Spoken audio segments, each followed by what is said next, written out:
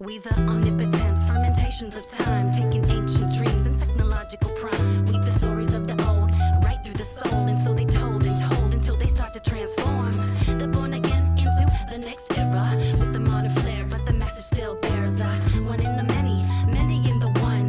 So come on in, cause you're most welcome to the temple of earth, the sun and the moon. Reclaim your power, it's the place we commune, a place for the mind, the body and soul, to seed it through the ages, become infrangible. Welcome to the wild temple. Welcome to the wild temple. Good morning and happy full moon. So I have you outside right now. Before I introduce this episode, I'm standing in my garden. I have 3 triangular shaped garden beds. One is filled with salvia. So salvia is the botanical name of sage. And in this particular garden bed, I have a few varieties of sage growing.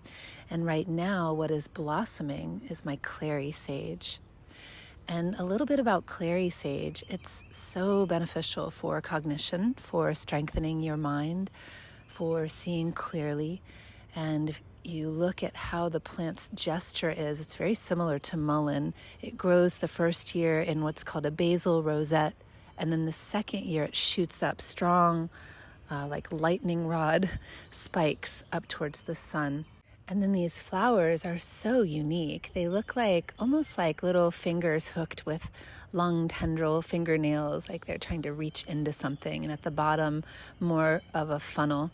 And I know this is for, of course, the pollinators to find their way in and get inside. But they're pale lavender or white. They can be multicolored.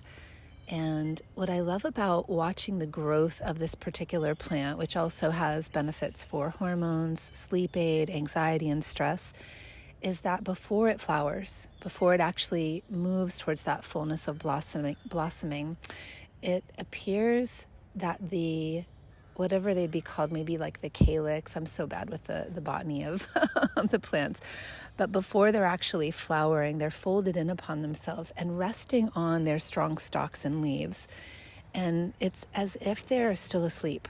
And then all of a sudden, it takes about 1 or 2 days from that stage of the plant's growth to then the lifting up of this kind of cluster of what looks like dragon scales to then stretch upwards into that spiky raceme up to the sun and then blossom. And to me, I love paying attention to the gestures and the patterns of plants. They're our ancestors. They are Mother Nature's baby sages and gurus, and we can learn so much from them if we just pay attention. So one of the things that I'm learning from this particular plant is the power of seeing and the power of knowing oneself, to really tap in a way that's authentic and true. We have to turn inwards, and we even have to rest. And we even have to take a moment to feel our body as sanctuary, as refuge, as support and stability. And so I see this in how it grows, that laying down of its head, almost what looks like on top of its shoulders, nestled towards its heart. The leaves are actually shaped like big hearts. And then it's like, okay, this last gesture of, okay, I'm going to just kind of fold into myself. And then when I'm ready, all right, here I come, world. Here I come, sunshine. Time to blossom. And then it's like it's calling upon that inner wellspring to then shoot out and into the world from a more stable and more of a sanctuary type of place. And this gesture, I feel, is such a beautiful teaching for this moment. As I'm recording this, I'm getting messages, and I've been reaching out, honestly, and I invite you to do so as well. If you know people that are in the areas of a lot of protests and riots, I've been calling my friends all over LA just to make sure, they're held in this intensity, and whatever their mode is as a revolutionary activist, as a fighter, or as a peacemaker and someone who's holding the power of the subtle realms, to know they're not alone, that there are communities all around watching, there are friends all around watching and supporting. And so that's what's happening right now. And so what do we do with that? When the world is so intense, how can we meet the world from a place of sanctuary, stability, strength, and clarity? Well, we can take the time to pause to make sure our bodies are nourished, stable, and strong, to turn inwards to do the practices that can enable you the courage and the ferocity, if needed, of clear words and rightful, just actions. We can't do this when we're just swinging blindly and we're reacting to atrocities without thinking things through and without tapping into that inner wellspring. We can, but it might be messy. So the invitation is to do so with grace, with clarity, with intelligence, with critical thinking, with sharp skills, with a highly perceptive mind and acute ability to speak in a way that's heard without argument, to listen in a way that's not charged and victimized. Right? I can be, and I've been taught to be defensive, so that's not necessarily a mode that helps us when the world is really intense. So Clary Sage can be an ally for your growth and your evolution as a kind but powerful human activist. So this leads me into our talk today. So I have a really wonderful guest. He's a new friend, and I want to thank Michael Nickel from Germany for introducing us. Michael has been translating my teacher, Pandit Rajmani Tigunait, and the other books of the Himalayan tradition into German. And he introduced me to Wolfgang Bischoff, who I've interviewed today, because we are both going to be in San Francisco on Summer Solstice, and now also offering something called Satsang Soulfood. So this is a deep dive into what we can turn towards via our spiritual practices, and just how our practices can help us show up in the world that are extremely nourishing to the soul, so that we are shifting the gears from hunger and greed and lack to abundance, wholeness, and togetherness. When we're no longer hungry and craving, we stop stepping on one another in this hierarchical path towards whatever that golden carrot might be. And instead we start to link elbows with one another in that Sangha Chadvam Sambadadvam Sambho Manansi Janatam aspect of the Rig Veda. We walk together with prosperity and support one another. And that's what this workshop, this satsang that we're going to be doing on the 20th is about, and a little bit of what our talk is today. So Wolfgang is just a really amazing soul. He's a seasoned practitioner of the Himalayan tradition. As he shares, he continues to study with 3 Himalayan masters, mostly just behind the veil right now because they've all since passed. But he has pretty beautiful stories, one that's one of those miraculous stories of the powers of yoga, which I know you'll find really interesting and intriguing, as well as how he found this path, which was actually as a student revolutionary. He was a voice and an activist for the Black community in prisons, and was able to work with Amnesty International to get a book out about the injustices that were happening here in North Carolina. He also talks about the toxic guru-student relationship and how he no longer plays that game. And he even gives a little bit of an insight as to when he did and what went wrong and what was the product of that, which is very interesting. I was very moved by this conversation. I think you'll also be very moved by this conversation. And that's one of the definitions of Tantra, is to be touched, to be moved by a conversation, by an interaction, by an experience, something that grows you, that builds your heart strong.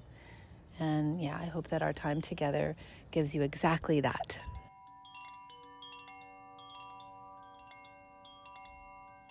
Welcome, welcome. I am so happy to have Wolfgang Bischoff here with me today. And just a little bit about Wolfgang. He is a mystic, a psychologist, and the founder of the Human Culture Academy in Germany. A devoted practitioner within the Himalayan sage tradition, he brings over 45 years of study and spiritual integration under the guidance of 3 Himalayan masters. Known for bridging psychological insight with sacred wisdom, Wolfgang offers a rare transmission of mantra science, contemplative depth, and heart centering presence. His life's work includes mentoring global leaders and supporting Manini Evie, a nonprofit educational project that uplifts girls through access to education in Orissa, India. And this is an embodiment of his commitment to soul nourishment and collective transformation. So, wie geht's, Wolfgang? Guten Tag. Immer good. All the time good. But maybe I can add a little bit to your description. Please. The older I become, the more I try to become a normal human being. And I realized that the spiritual game of teachers and students, I started not liking it very much because the students make out of their teachers, they adore whatever they want. And I suffered for more than 30 years under that kind of role, playing a phony holy. And I realized when my master died, and in front of his body, thousands of people were around, and I was under the 7 people who washed his body and prepared it for being burned. I realized that 2 of his most so-called advanced students were fighting like little kids. And when I saw this, I decided to stop this game of teacher and student, sitting on a stage and preaching from above down.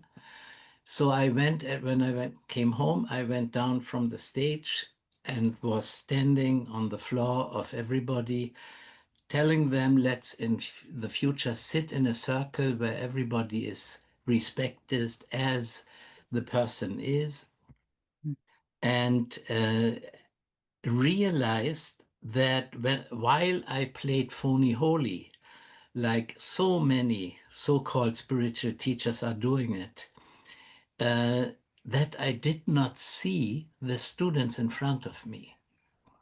And I didn't know anything about them. So we have in Europe a myth. It is the Parsival myth. And to make a very long story very short, the essence of that myth is find this question which is touching the heart of the person sitting in front of you, lowering its suffering. Very difficult. And in the Parsival myth, that question is what ails you? And in a way, what do you really need? So I started asking the people sitting in front of me, why did you come here, really?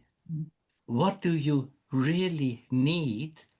And perhaps I can offer something for you. So I told them, from now on, I stop being your teacher, spiritual teacher, your phony holy, your father, your lover, your whatever. I am a friend sharing with you what the celestial world presented to me in a loving way, and I expect you to share with me what you have learned from life, because all the people sitting around me learn so much from life and led such an intense life that it is not good to sit in front on a stage preaching down to the people, not realizing what treasures they found in their life. So because, we studied now, I am studying now since 40 years the Himalayan tradition, and really, really been taught by 3 unbelievable masters. They are all dead. They left their bodies. But before they left their bodies, they said, from now on, we are teaching you in silence, as the tradition is doing it since thousands of years. And since then, I try to listen and I try to learn what that means to be taught from the tradition in silence, which is unbelievable. And it happens until today. So I am under a training under now 45 years, And that training is very interesting because it is not training me in elaborate knowledge of these and that Sanskrit sciences and verbs and so, but in very simple things regarding daily life. Mm. You know, so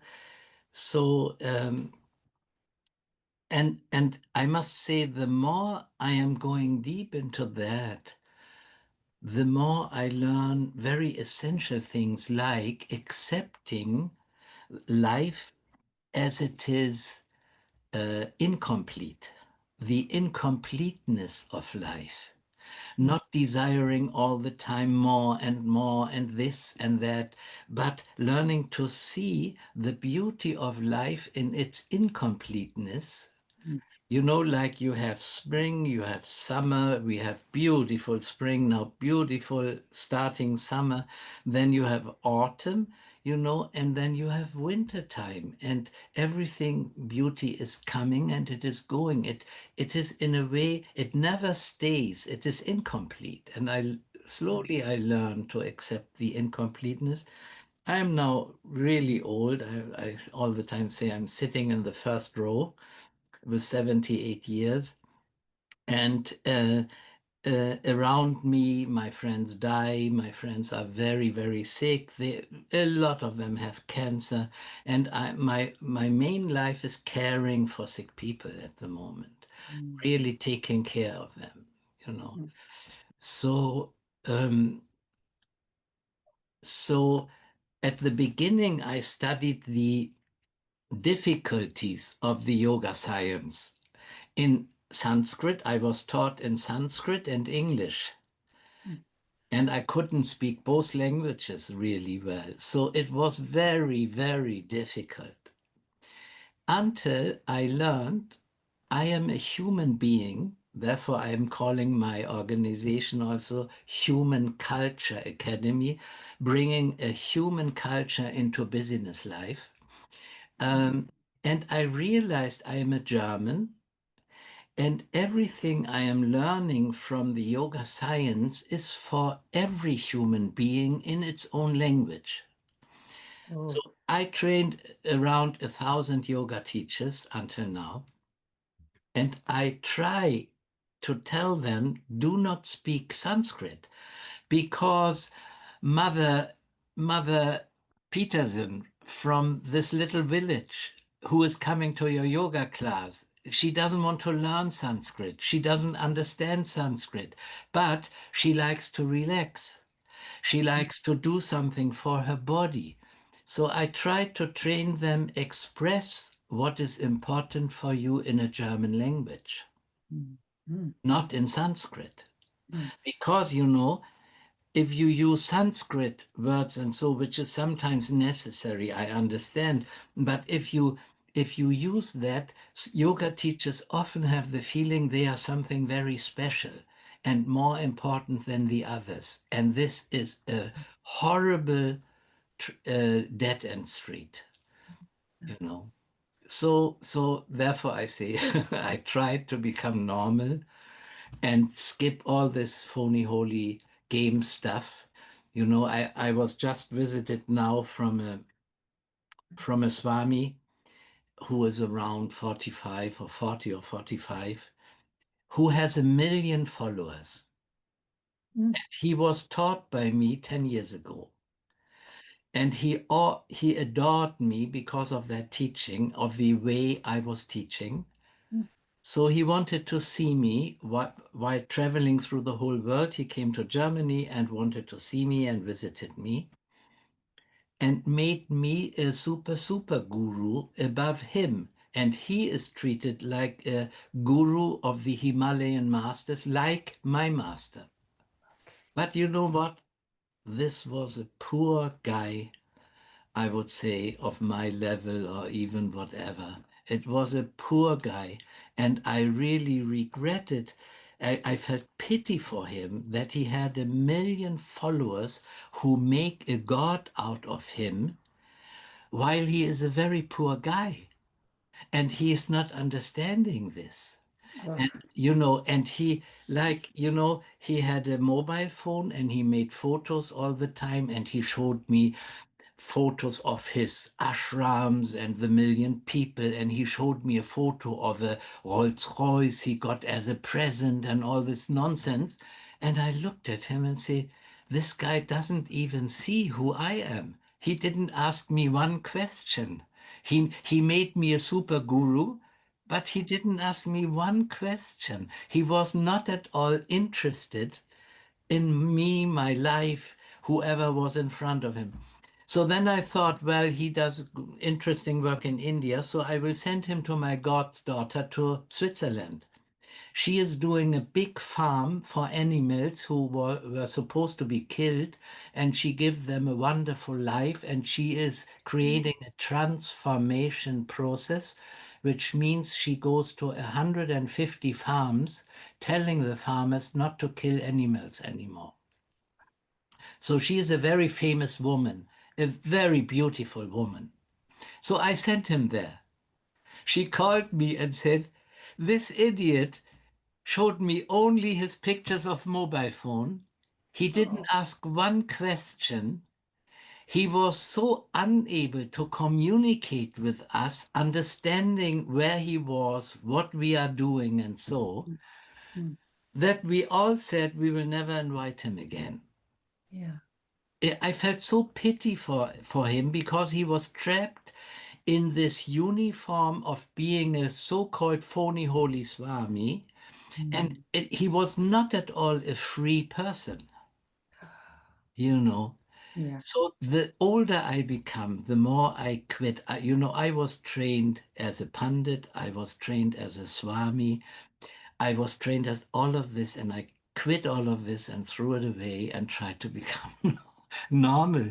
And it takes my whole life, Yeah. Yeah. you know. And how honestly beautiful that is. That is the goal, right? Our goal is to be humble, kind, joyful, to recognize the deeper aspects of life that are fulfilling, not transitory, not surface.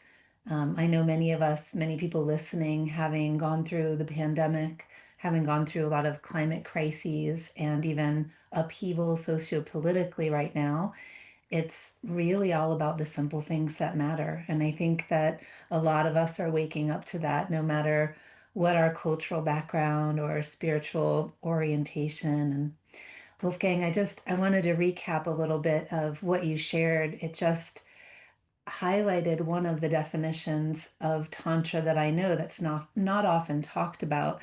And I wanted to highlight it because I felt it, and that's just to be moved, right? To be touched. And when you shared the story of, well, many of these layers were all very moving. And especially when you shared that you performed, I believe it's called Shraddh, right? Where you're doing the washing and the bathing of your teacher. And it feels that that last teaching was this push through that persona, that phony holy identity into what really matters. And so, what a gift right there. If it was either teachers just, distilling that onto you somehow, or it was Mother Nature just saying, hey, Wolfgang, wake up, or it was your own sage within you, who knows? But for then you to understand that these very important pieces are really to be able to look at someone and ask, yeah, what do you need? And how can I relieve your suffering? And if I am even able to relieve your suffering, and maybe we just need to have a cup of tea and be friends. And this is, I feel, so important coming from some of my history. Coming into this tradition was actually, I was a childhood runaway at age 15. I lived on the streets for 6 years. I had a lot of hardship to get to even sane people, I would say, healthy people with healthy states of mind. And so by finally finding that, I then immersed myself in this yogic culture. But I also saw very quickly how toxic and egoic and self aggrandizing it was, because I don't really come from that playing field, and I've never liked it. And I think that that was part of what I ran away from when I was 15. I came from a pretty affluent family, but it was toxic, and all they surrounded themselves with were yes men and sycophants and people who are trying to climb a ladder to success, and no matter who they stepped on to get there. And at age 15, I was like, I'm not having this.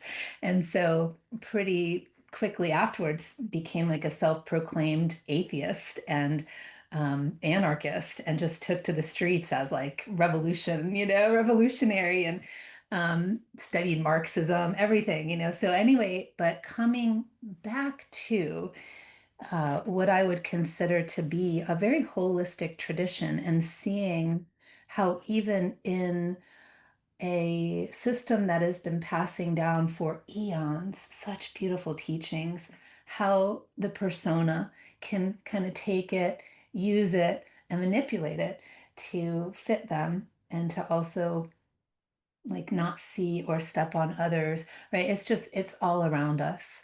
And so I do love that you had the wake up call. You're speaking into it, especially at age 78. I don't know what you called it, the first line of defense. What did you say you were at? I'm sitting in the first row. Okay, so, just I want to say yes, give thanks. I'm so grateful to have found you. Michael, who is a friend of mine from the Himalayan tradition, he saw that I had put a post. I had serendipitously ran into a friend in Dallas Fort Worth Airport, and I made a post and said, by the way, I'll be in San Francisco. And then Michael reached out and he said, you're going to be there the same week as Wolfgang. I would love to introduce you to. And and this is how I work. I'm more not underground, because I'm definitely in the mainstream a little bit. I'm running this podcast, for example, but I have not uh I don't have the motor or the push or the desire to reach millions and millions of people. And so I just do the little word of mouth drops, and then someone who is meaning to find me, or we're meaning to get connected, we find each other. So I love the magic that connected us. My master, he taught me and said, do not look for the million people, for a big crowd. Look for the very few who are interested in realization, in learning something, and in discovering the secrets of life. And like he taught me healing with my right hand for 3 years. Mm, When this was over, he tested me. I asked him, what the importance is of it, and so on. And they said, yeah, well, now imagine you heal somebody. What is he doing?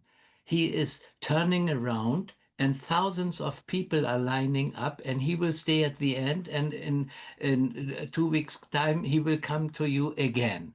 Now mm, tell me, will he learn something? I said, no, he will not learn anything. yeah, So he said, do you want to use that healing power for this? I said, no, I do not want. good. And my master was a guy who he led an incredible life, and he learned a lot of abilities and powers, and threw them away again Mm, because he realized that it didn't help. It didn't help. And so I can tell one story. When I start, I can tell you unbelievable stories I experienced in life. But one is that his master was training him, and after 8 years, sending him into villages to get some food. So he begged for food, and he approached an old lady milking a cow, and approaching her from back and asking for some food. And she was so shocked by this big man that he let the bowl of milk fall, and it went on the ground. And she was so angry, looking at him, I work.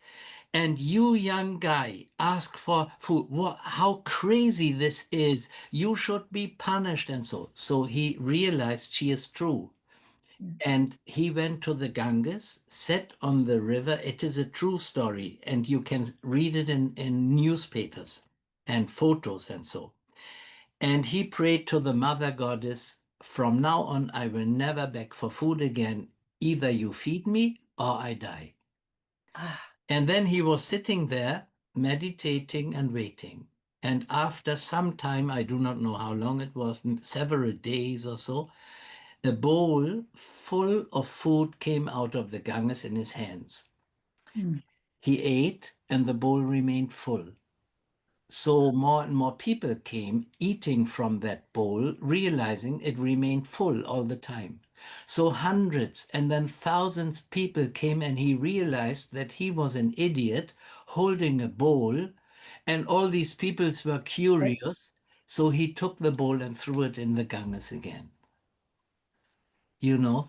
And he showed me and he said, powers are serious powers to help people and to serve people selflessly. mm, So then I said, please teach me selfless service. He said, it will take you the rest of your life. I'm wondering why he didn't just give the bowl to all the people. But then I guess it would be that same cycle. They would just want more. They, They wouldn't aim bec- for themselves. because our duty, I think, is to help people to learn and understand the secrets of life, and that is it is a not easy learning path. It is not, when I started my yoga classes, the people were laying on the floor in relaxation, and when I entered the room, they said, "Oh, Wolfgang, when you enter the room, we are so your voice is so wonderful, and we feel so happy." Since then, I entered the room, clapped in my hands, said, "Raise, stand up, come on, jump around the floor." I said, "My job is not to make you sleep. My job is to Mm. wake you up." Yeah. You know, Yeah. I love that. they Quite did. the They didn't like it. No, but it's quite the unexpected hook. I think that that is true to the tantric path, especially a guide who understands some of these secrets of life. I wouldn't even say many because there are so many, right? But to shift gears slightly, shift the perspective, do what's Yeah. unexpected. Mm. Yeah, because people do need, it's not one size fits all, it's totally formulaic. Certain people need to access their own willpower. Certain people need to, find the ways to not be greedy. And, we can't do that for them, but we can create a scenario, a set of sequences, whether it's meditation, mantra, or just company and having a nice conversation that hopefully something wakes up in them for them to then have the willpower, the courage, the insight to then do the work. And that's where I believe that that power to be touched that Tantra offers as a definition is this kind of like passing the torch. It's like we're each lighting the torch so the next person can also be lit and share and share. And we continue to grow and evolve as a collective. Yeah. Hmm. May I ask? When Oh, I asked my master, how shall I train my students? He said, give them a very difficult time oh, and demand from them to do and to learn what they do not like. mm, If he is young and he wants to escape from life, tell him to make an education, to learn a profession, to create a family, and go through all this he wants to avoid and run away from, and so. oh, And and then in a very deep meditation, I heard the most beautiful definition of yoga, and that is yoga means to learn to give dignity to every life's moment. And that is it. But I that okay. is difficult. I I had a dream just 2 nights ago, and it was very similar through that liminal space that the key to power is dignity, worth, and love. Yeah, And I was like, dignity, that's fascinating. And yeah. it was me talking in the dream, but I was just like, where is that one coming from? And it's so true. When we don't have the dignity, right? When we're feeling inhumane or lack of consciousness or disconnected, where, yeah, where does that lead us?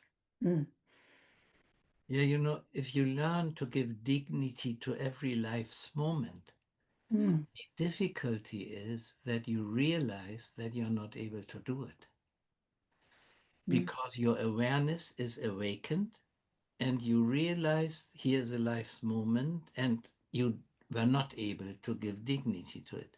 mm, So, but then suddenly you realize, oh, now I am able to give dignity to that. Like to give you one example, um, here in Ahrensburg was a very big, beautiful villa, beautiful. And I saw this and said to my wife, this will be our future institute. So it's a long story. So I walked with a student who was very rich through the Alps for 350 kilometers. And in that way, I helped him to understand that he should buy for us a house. And one of my very rich friends owned that villa and that house. And to make a long story short, the student bought the house. I argued with my friend to give it to him very cheap and so on and so.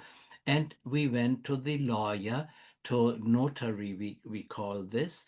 And in 1 hour time or 2 hour time, he was reading the contract, which was so boring. So there was present the lawyer, there was present the student who bought it, there was present my friend who owned it, and mm, my wife. And so when this all was over,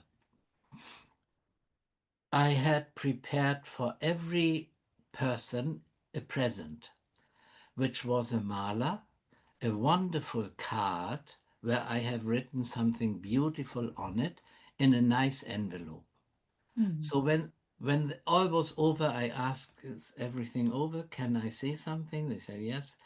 And then I approached everybody and said something beautiful to that person and gave him that present. So at the end, I approached the lawyer and said, "And for you, lawyer, I also have a present," which was a mala. He didn't know what it was, but a Rudraksha mala. But the lawyer was so amazed that he got a present because he was only used to get money, but not a present for his work, that mm. he was sitting there and saying, "Oh, now I heard that this will be a non-profit organization and that will learn yoga and so on. This is so nice, and I got a present. I refuse any money." Mm. Wow, Yeah, nobody has ever heard that before. that is beautiful and very powerful, right? And that is, if you Oh, give dignity to a life's moment, you can create miracles yeah, without effort, yeah. without effort, you Mm, know. And my master really, he showed me everything you can write in Yoga Sutras, chapter 3, all the powers. He let me experience them. And when I asked them, mm. "Why do you show that to me?" Because my wife said, "I do not want to see any of your powers." she, Yeah, she, she yeah. forbid him to do that. I said, "I would love to, but why do you do it?" And he said, "I want you to experience that this is serious wisdom, Mm, which is no theory at all, mm. you know, so that when I speak about the Yoga Sutras, it's an authentic talk about experiences I had in this life. Nobody can take that away from me. Yeah, and to tie it back to how important it is, much like when we're in meditation and you see a bunch of auras and light shows, and half the people are like, "Oh, I've reached the goal. This is it." And Yeah, to it, a seasoned yoga practitioner, no, that light show becomes the obstacle. So can Yoga Sutra yeah, 314, yeah. 315, right? So your wisdom here and your wife's wisdom, honestly, thank you to her for keeping you in check, but to not, even though they are valid experiences, we as simple humans can absolutely get caught in the light show and then not, Yeah. right? Be the humble uh, guide that's just sharing wisdom in a Yeah. non-hierarchical way, or Yeah, evolving awareness. It's wonderful how you express that. Yeah, wonderful. Thank Yeah. you. Thank you.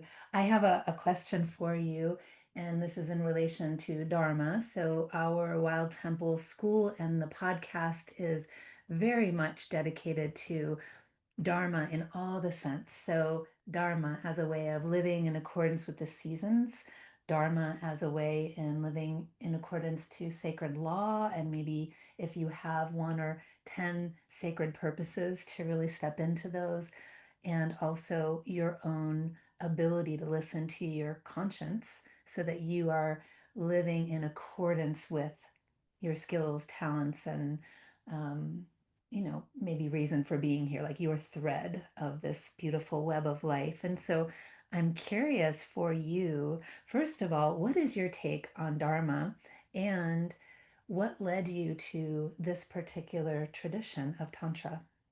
Well, these are two questions, and the one, if I start talking about it, we will have 2, 3 hours. What brought me to this? Yeah, because it is so really, it is a miraculous way I walked, and it started in North Carolina in a prison with 150 prisoners, where I took care of them, and I realized that they were treated like animals. They're only black men. I think maybe 1 or 2 white men and only black men. So I made secretly photos and interviews in the barber shop and wrote a book which is called We Are Humans. Good. And Absolutely. when the Minister of Law of North Carolina heard of it, he called me and said, if you give me all your materials, fine. If you do not give me, I put you in prison too. Oh, okay. So I hitchhiked from North Carolina to San Francisco and went to Amnesty International and gave them all the material, and, What? and they published it. Oh my God, this is Yeah. beautiful. I came from the student revolution times, and it was by destiny that in this prison were the Wilmington 10. And the Wilmington 10 were 10 black men who were sentenced to prison for 350 years for burning a grocery store, which was proved hadn't done. So it was times of very big injustice Yeah. situations for black people. Mm. And after I left America, after 2 years, I heard in the radio that Ben Chavis, the leader of the Wilmington 10, who was a priest, was released from prison. Yeah, it was Amazing. really, yeah, really, really an unbelievable situation. And well, it's a long story. If I tell you all of that, it will take some time. And in a health conference, then I was very sick with 33, and physicians said they cannot help me, and I had an incredible pain, and so I found a book. A physician said, we cannot help you. Do not move. You will get stiff, and when you are stiff, maybe pain goes away. Mm. So this was a horrible, horrible feeling. And I found a book, Where Your Anxiety Is, There's Your Way. So I wrote down all my fears, and then I started doing them, making experiments with my fears. And that was quitting my profession, quitting my job, quitting my girlfriend, quitting my apartment, and going to America in the prison and so. And a friend in America, in North Carolina, she brought me to a health conference where I found my master, and his profession was physician. He was a physician.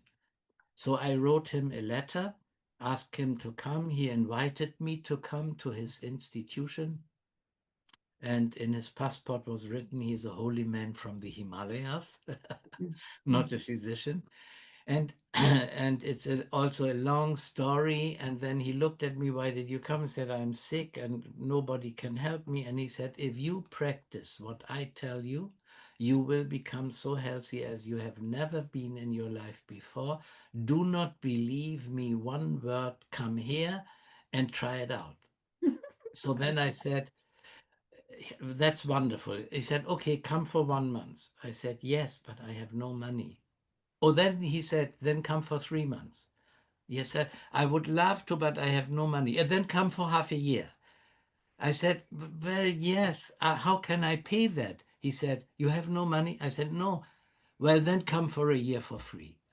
Oh my gosh, what a gift. Wow. And he invited me to come for free and stay with him in his house and be his boy, his servant or whatever, and offered me to train me. Okay. But training me meant that I came there, and then for 9 months I painted houses, all the houses of Hornsdale Institution, where Pandit Rajmani is staying now, on a ladder in 15 meters high with a machine to paint them the house white. Oh, And you cannot imagine what happened with me, you know. It was a cleansing process of the finest art, but very, very difficult. And whenever he passed by and approached me, he said, hey, Wolfgang, how do you feel? I said, I was shivering of fear on that ladder. I feel wonderful, thank you. such a great visual. And then you know, after 9 months, then it was it's also a long story, but he started teaching me really, and that was unbelievable then. And since then he approached me. He came 3 times to my house in Germany visiting us, and we created unbelievable situations here, and so. And that was really wonderful. And since then, he started teaching me in his own ways, you know, but in a very, very simple way, Mm, you I know. love that so much. Wolfgang, if you don't mind sharing to our listeners as a friend, what kind of practices do you feel right now could really help people during these times? Simple things. Yeah, that is a very difficult question. Hmm. I just was invited in a conference which was called Happiness Forum, which is a conference going through the world. It started in Bhutan last year. It was now in Berlin. And I was asked to give the first lecture. And I gave a lecture about nutrition for the soul and explained how a person can become happy. And not can become happy. I explained that the first sheath laying around the soul is happiness and bliss. It is our truest nature. But all the other sheaths are covering this happiness and bliss, so that the material world is all the time making it very difficult to have a contact to that inner nature we all have. So I gave that lecture, and I must tell you, in the way I talk, I came in that room, more than 100 people from all over the world, mainly from China, were there. A huge stage, huge television screens, microphone, and the 3 speakers who said hello to everybody were standing on the stage, preaching down. Okay. And then they introduced me. It was my turn, and I gave the first lecture, and I was asked to create the atmosphere. Oh, So perfect. I went in front and I started on the same level as all the audience. I did not go up to the stage. And I explained that I refused to speak from above down Mm. and said, we are all one, and I share with you what I have to share. And I started my lecture in a Chinese language, which was horrible. Oh, but we were beautiful. we were all laughing. Yeah, to respect all the Chinese visitors. Yeah. Yeah. And after my lecture, no speaker dared to go on the stage.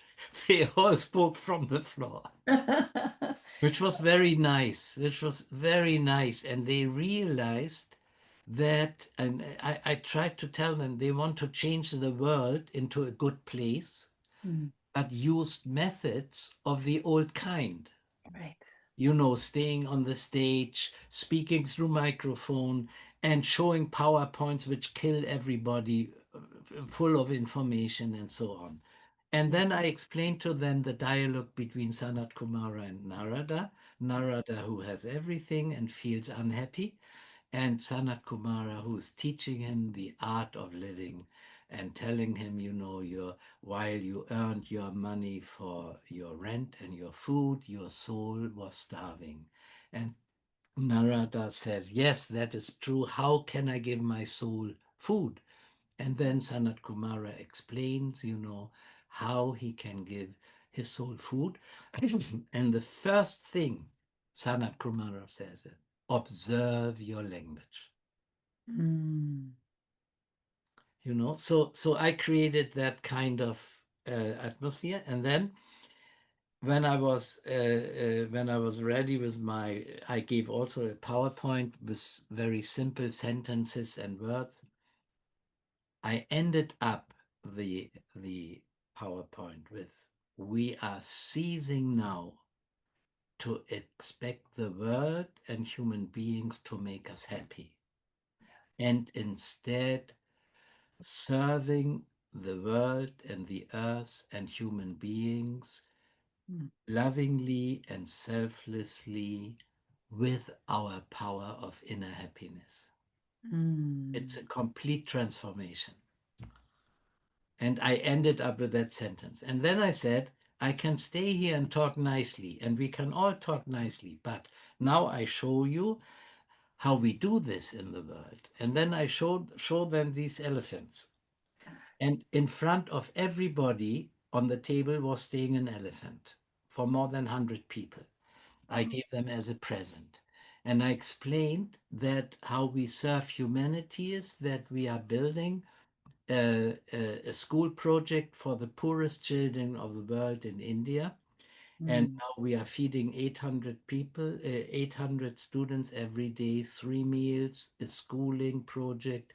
They live in a dormitory for free and have a very interesting life from morning to night. And so and I showed them a little video about it, how it looks like and so on.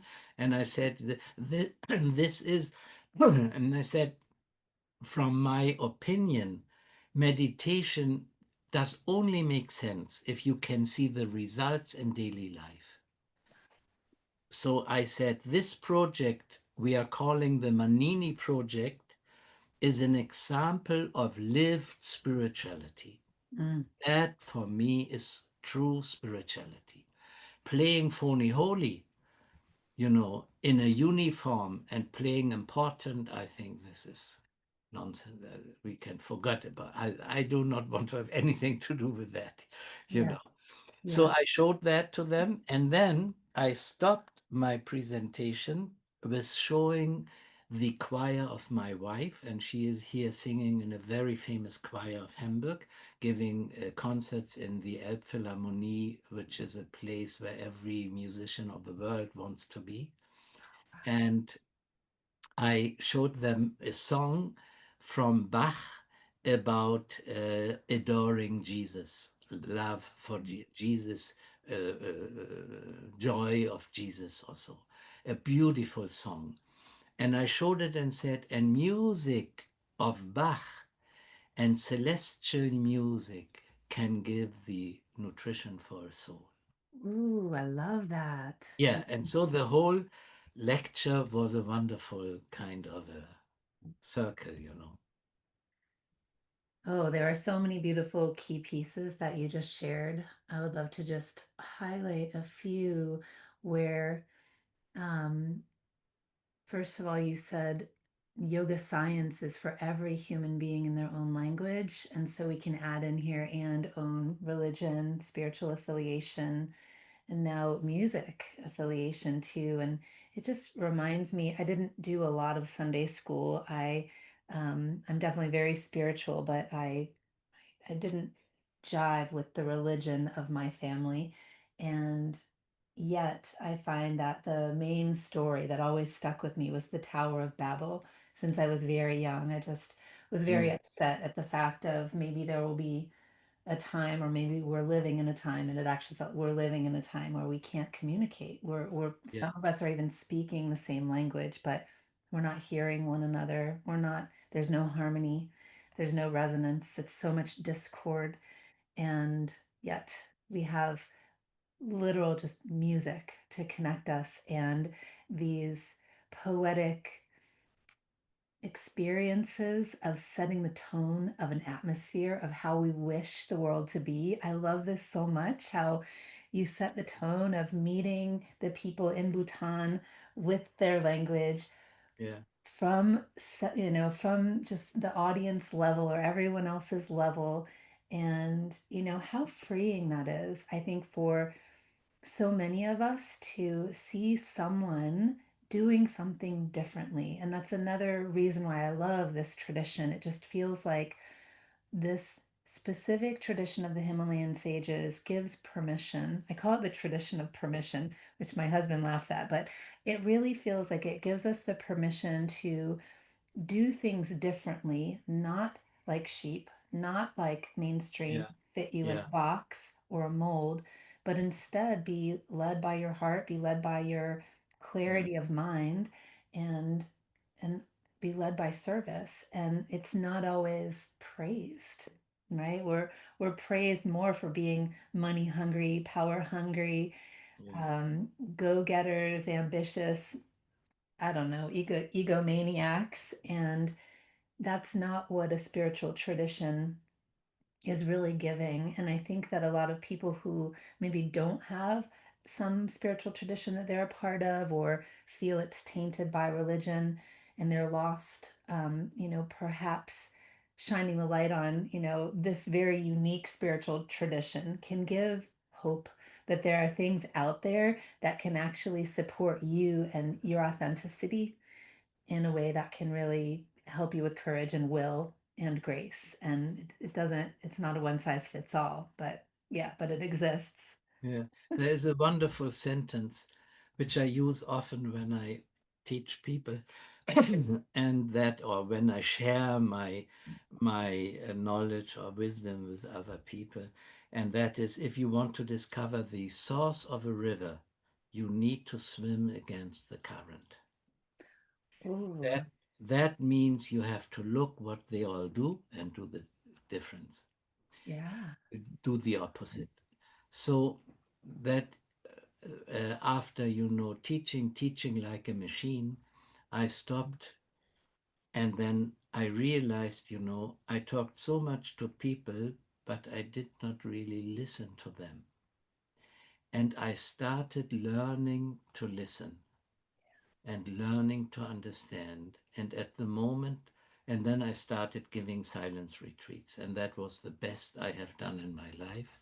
I Ooh, did for 20 years silence retreats in a very special way, and realized that transformation is happening in a miraculous way in 6 days or so. When people go into silence, under guidance, it needs a very good guidance. And and then before that, I gave a seminar about listening. It's a 5 day seminar of 5 half days, and where I show people the possibilities of how you can learn to listen, mm, and in what kind of different ways listening happens. And it's very interesting. But then, I started creating silence retreats, and that was the best thing, because I learned to listen to the people in silence, and they learned to listen to themselves in silence. mm, And mm. I think at the moment, when I worked for businesses and for CEOs and companies and so, I realized that what is lacking is that the ability of listening. The ability of talking, we have all learned. We can talk without a pause. But listening in silence is an art, a piece of art. I'm curious though, because you're speaking perhaps from a male perspective. As a female perspective, I also agree. I think that we put words where silence could be the best choice for a situation. When I first stepped into the whole healing arts path, it was actually through midwifery school. And my first teacher, she taught me sit on your hands. That is how you attend birth. You don't do, you don't intervene, right? You sit on your hands, That's fantastic. right? And so from her, I learned the art of vitalism, is what it's called in like old alchemy, Paracelsian kind of technology, is Yeah, the lumen naturae, right, of nature. And then simultaneously found yoga. And so I just found it was all the same. It was all prana. So my schooling was really to observe, to listen, and wonderful. right, and Yeah, to sit on my hands and don't intervene.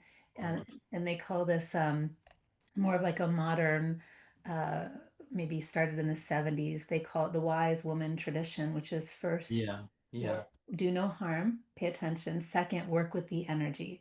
Then yeah, third, work with diet. Fourth, work with herbs. yeah, Then, do your cut, poison, or surgery, whatever it might be, surgery, poison, or burn. But there's like an order of operation. And I feel that is also applicable with conversation, with what it means to be a teacher, leader, or guide in these days, is very much from your hierarchical or non-hierarchical lens, this more horizontal piece. It's the challenges I feel, especially coming from, a female embodied person, and I don't love to speak in those dual terms always, but I think it is important sometimes to value this, where the ability to recognize when to listen and not speak, and when to speak and actually say something. And I would say that more for the female population, it's really hard to speak and yeah, to actually say what we feel and think. We will go into silence, into acceptance, into good girl quietude, and that can actually be not serving also. So yeah, just wanted to throw that yeah. in. Thank you for widening this perspective, because my work mainly was with men in business life and mainly with women in yoga life. But there, was mainly the teaching and putting them into relaxation situations and so. And I had to very hard learn to listen, you know. I had to learn to listen and realized that this was not natural for me. But what you describe is beautiful, because yeah, a lot of men should experience this. What you have heard, do nothing. And one of like, if I learned, to speak with the celestial world, and often what they say is wait, wait, wait. And it's horrible. You ask a question and they say wait, you So know. hard. But it's so true.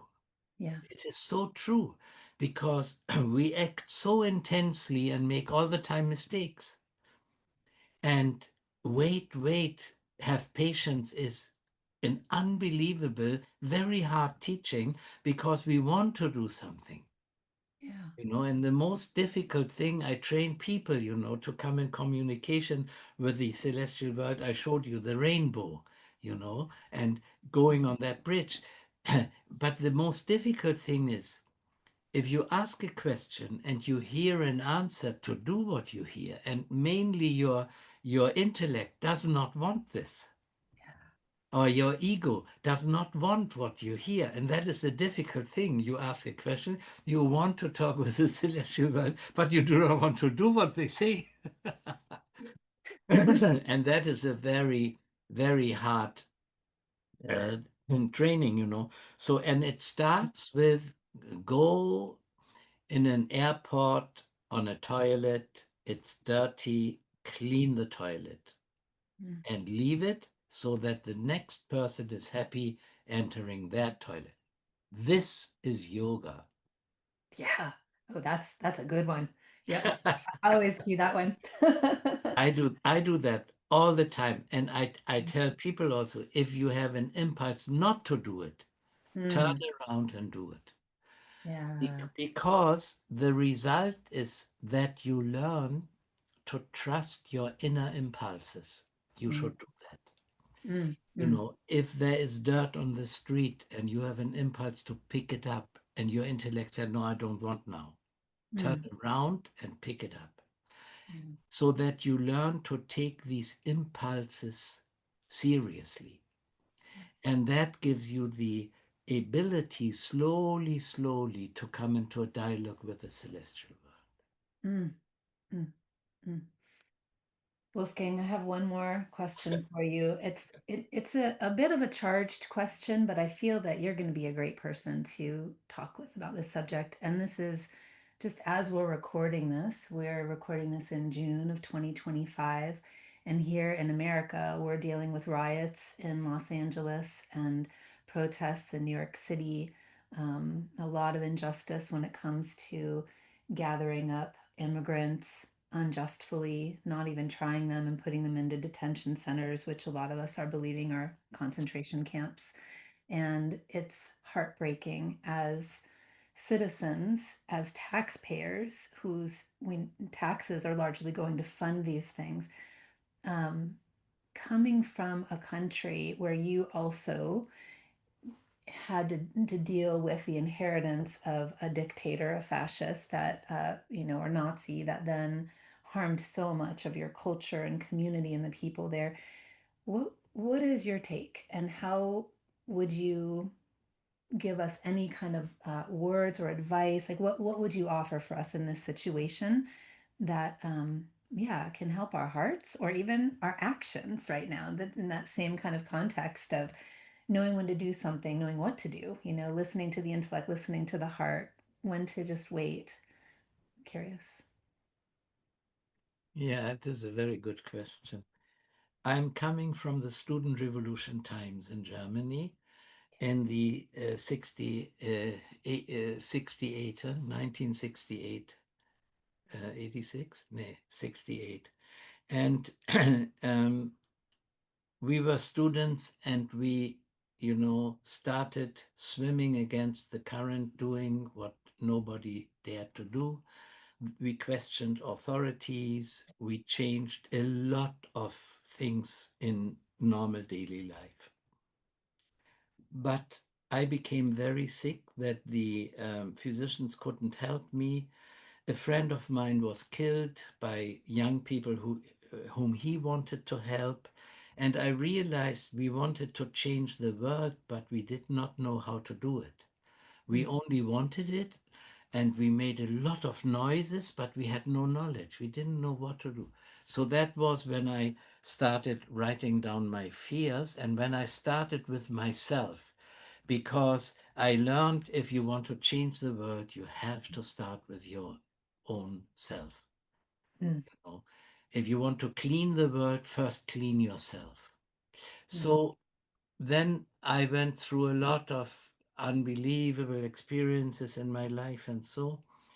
But the older I become now, my um, solution for life is make a paradise out of that home where you are living. And my wife and I, we have this house here, we have a house on a lake, we have this institution. My wife created a healthcare center. She's a physician, a pediatrician, and so. So out of these places, we made places where a lot of young people can come and their souls get a nutrition. And they learn to become happy, they learn to be supported, they learn to be listened to be understood. And that is all we can do. And I think it is a lot, but we cannot change the conditions you were mentioning, mm, because the powers which are ruling the world now are so intense. I cannot change them. I cannot talk to them. What I can do is give an example in my personal life, in my personal home, and offering in my home nutrition for the souls of the people. That's all we can do. And I will give you one example. What is it called now? A man from Norway working in the UN lived in New York, and he had to go 3 kilometers to from his apartment to the UN, and it was only dirty. He walked through dirt in whole New York. So he hated it, and he came from a country which was very clean. Mm. So one day he said, I stopped now complaining. He took a plastic bag and a stick and walked from his apartment to the UN, put all the dirt in the plastic bag. And people were laughing at him and saying, look at this, what is it called? The sleeping person, this Oh, an unhoused person. outlaw or whatever. They laughed about him. Oh, After 1 week, a second person started. mm, After 1 month, a lot of people did it. After 3 months, half a year, it was the cleanest area of whole New York. oh, That is, I think, how we can change the world. You know, like when I told you, when I gave the lecture in Berlin, and I did not go on the stage and mm, spoke from the floor to the mm, people in Chinese, which I mm, was reading from a paper, mm, only to show my love and respect for the people. You mm, know, that is what we can do. And therefore, I think if we learn to give dignity to every life's moment, that's how we can mm. change the world. Oh, dignity to every life's moment. I love that so much. Yes. Yes. I share that story in at the Swami Rama Sadhaka Grama in Rishikesh, where I brought a group, and from the main guest hall to the Sadhaka Grama, all was garbage. And my little group and I were really just, it was an eyesore, absolutely. It was really hard to see and all filling in Ganga. And so Yeah, of course, they don't have trash bags. And so we yeah, just yeah, gathered whatever bags we happened to have and started to clean up the trash. And it was a soccer field yeah, of yeah, orphans lived on the edges there. yeah, Then the next thing you know, they're all picking up trash with us, and then they're sourcing bags from somewhere, and then yeah, they'd yeah. find an adult, and then that adult would. Wonderful. So it was only about an hour, and I have a photo of we have trash taller than me, all like about, I don't know, 8 feet wide, just like as tall and as wide as our group was, with all the children around. And I don't know if it was an orphanage, but someone who was taking care of the children, Yeah, everyone with huge smiles. And then I can't remember his name, it starts with a S. He was Swami Veda Bharati's assistant. um, he said, we're going to make this an every Friday event. yeah, yeah, So, wonderful, wonderful. And I think that is how we can change the world. yeah, It is very little, very small scale, but it is the best we can do. I agree. I call it spreading wildflowers, not wildfires. Right. No, that is right. Yeah, Yeah. wonderful. It is wonderful to meet you and to feel that we are the same, working in the same direction. That is wonderful. It's like a present of life for me. Agreed, agreed. Thank you so much, Wolfgang. And just before we close, for all of those listening, Wolfgang and I are going to do what I've just called a soul food satsang. So the nourishment of the soul that Wolfgang was talking about, where it's the sage and then the person with the wealth, but yet is unhappy, Narada, and who is the other? I've forgotten. It's Sanat Kumara and Narada. Sanat Kumara and Narada. So we'll do a satsang on June 20th in San Francisco at Mukunda Studios. I'll bring in a little of what I've also been presenting lately in studies, and many of you listening are also joining with me in our enchanting nature experience, which is the study of pushti, which is deep nourishment from all levels. And we have a pushti mantra that we've been working with from the Sri Sukta. So if you are listening and want to join us in San Francisco on the 20th, that would be wonderful. And yeah, Wolfgang, is there anything else that you'd like to share? I usually close by what is inspiring you right now, and are there any books that you're currently reading that you'd be interested in sharing? Yes, it is the Mandukya Upanishad, the Ishavasya Upanishad, and we have marvelous books in German in a wonderful language. And it is since more than 40 years, I inspire our students to learn the Ishavasya Upanishad in Sanskrit by heart and sing it every day by heart. And it will take you half a year, and then you can do it. And it is wonderful to do that. And like when I fly now to San Francisco, I take the Mandukya Upanishad with me and read the commentary, and so that is wonderful. Yeah, and I have a lot of marvelous books, marvelous books. Wonderful. And one really interesting book is Living with the Himalayan Masters, where the education of my master is described by his master. And whatever he has experienced there, he is describing, he offered to me in 16 years of very intense teaching in his body while he was in his body. And that is it's short stories and very nice, interesting, inspiring stories. Thank you so much for being here. Blessings.